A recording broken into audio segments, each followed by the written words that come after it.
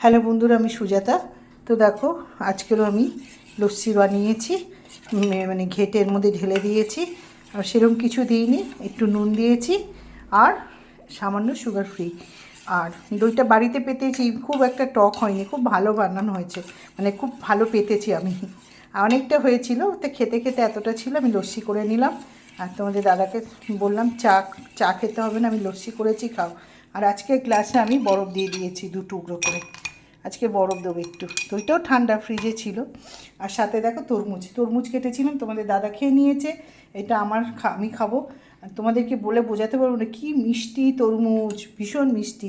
তো চলো, তোমাদের দাদা শুধু খাবে এই লস্যি, আর আমি খাবো লস্যি এবং তরমুজ।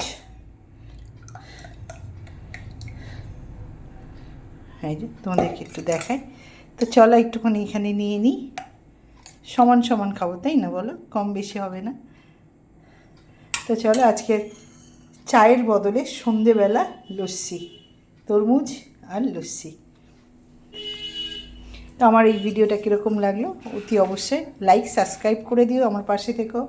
বাই।